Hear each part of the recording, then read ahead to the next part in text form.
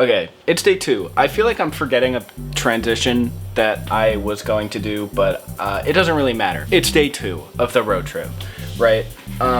So today we have another 9 hours of driving, but hopefully it won't be a fake 9 hours and actually take 14 hours like it did the last time. Also, I shaved. And, well, I'm not on the road trip right now, but I did actually shave on day 2 of the road trip, so I thought it would only be right if I shaved on day 2 of recording this video.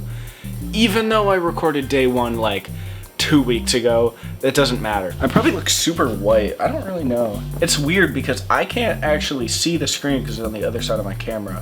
If only my eyes were like over there, or if I had like a giant mirror that I could put right behind my camera, that'd be nice.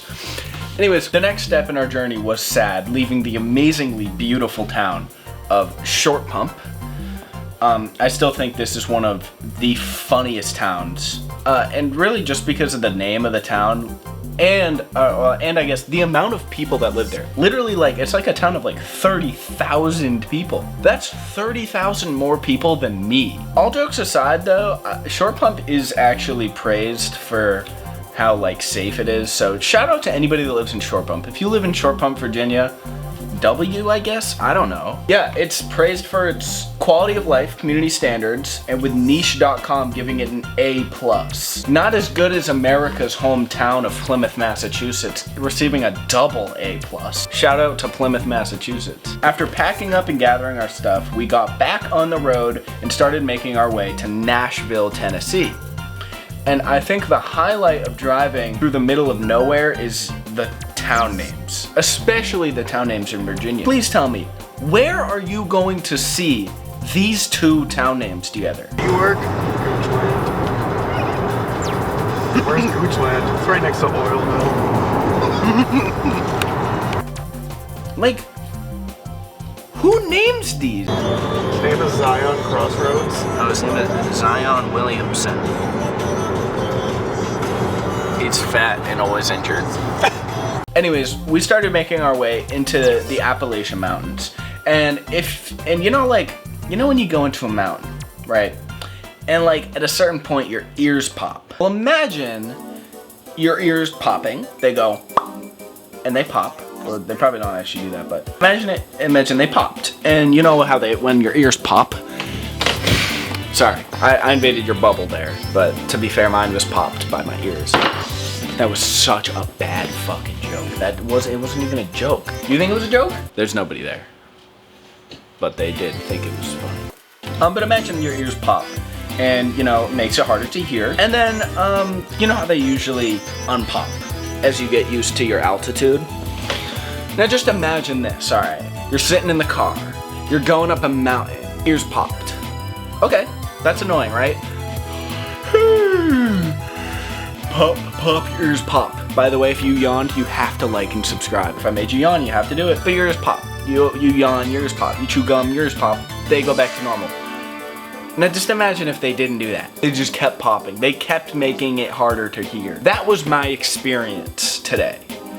And let me tell you, I literally thought I was going deaf. I wasn't.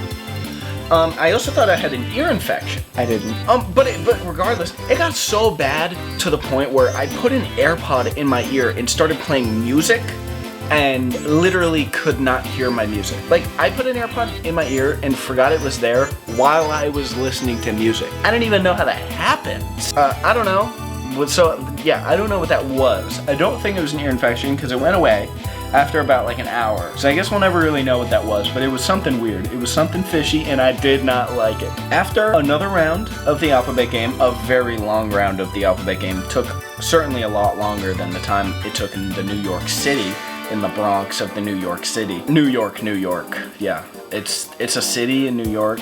No, it's not the capital. The capital is Auburn. What's the population difference? That's a strangely specific question. Am I stupid? It's Albany. Oh my fucking god, I'm actually stupid. Albany has an unemployment rate of 3.8%. Damn.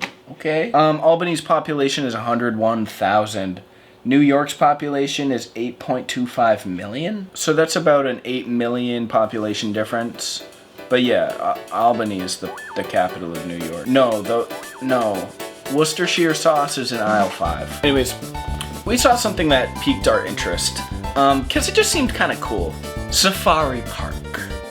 And you know those videos of the people that are like sitting in their car and they've got food and then like a llama sticks their head in the window and the people are like, oh my god, a llama's in my car, what the heck? It's one of those things. And it seems to be really the only thing to do within like a 30-mile radius, which is fun. Real fun. It really seems like a really fun place to live, and if you live there, you're really cool. Hold on. Is that Tennessee? Because it's the only Tennessee. I see Tennessee. We're in Tennessee now. Finally. Tennessee.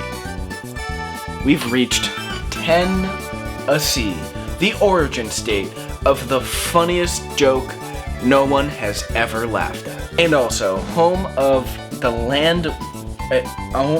It's the land where importing skunks is a Class C misdemeanor. Importing skunks. Taking a skunk from one side of the border and bringing it to the other side of the border is a Class C misdemeanor. Why? I literally have no idea. All I know is that it is. But good thing I left Grady at home. I mean, imagine if I brought Grady with us to Tennessee. I would literally have been in jail with a Class C misdemeanor. Grady is my skunk. I have a pet skunk. His name is Grady. We stopped at the first rest stop we came across, and I took a picture with the real Dolly Parton. I had to drive for the majority of the way through Tennessee. But it was mostly the same as Virginia anyway, so I didn't get footage, but like, it was kind of boring. Fun fact, home of the Grizzlies, Memphis. Shout out to Memphis, shout out to the Grizzlies, shout out John Morant. John Morant, if you're watching this video, what's up? Shout out to you. I think I did notice that was a little weird. I noticed a Trump superstore. Why does he have a superstore? But it really got me wondering though, because where's the Millard Fillmore of the American Party store? And why doesn't anyone else have one? By the way, did you know the American Party was a political party that was originally called the Native American Party before 1855, but it was more commonly known as the Know Nothing Party due to the strangest rule, I think, literally ever. The rule basically was that if any member was asked specific details about the party by an outsider, they were literally obligated to answer, I know nothing. Which seems, to me, so counterintuitive, because why wouldn't you want to tell people about your policies and stuff as a political party? That just feels very counterintuitive. So, fact number 2, the guy he took office from was Zachary Taylor, who died of a disease known as Blue Death, which I didn't even know that we had a Blue Death. I thought it was black, but apparently we do, and there's actually still cases to this day, but only about 20 a year worldwide, so not very common. How a disease rampages through the Midwest of the United States, I don't know. I really don't understand. But it did, because Millard Fillmore lived in Indiana. I was getting tired, because I've been driving for a long time, so let's just stop at the next stop, why don't we? Wait, is that what I think it is? BUCCES! It's BUCCES time now. In the video, it's time for me to go to BUCCES now in this video. I've never seen a bigger gas station in my life, which is what I wrote down in my notebook until further learning that nobody actually has ever seen a bigger gas station in their life, because I literally went to the biggest gas station in the world. You can look it up, it's in Tennessee, BUCCES. Literally the largest gas station in the entire earth. And that was the first BUCCES that I have ever went to. It has 120 gas pumps. How do you even have that much fucking gas? Also, they hire 375 employees for one store. What? Although, I do gotta say, the BUCCES was very cool, but the only thing I would suggest that they improve on is their food selection. Well, yes, the candied pecans were good. They don't have any plain bacon cheeseburgers and fries. And that's the only food I like. All they had was stuff like fresh biscuit on the board. Oh yeah, by the way, they yell that every time they put fresh brisket on the board. And the first time I heard that, I was genuinely so confused. But to be fair, how could I not be? I've never heard that before in my life. Overall though, Vibe in the Buc-ee's was very nice. Bathrooms were very nice.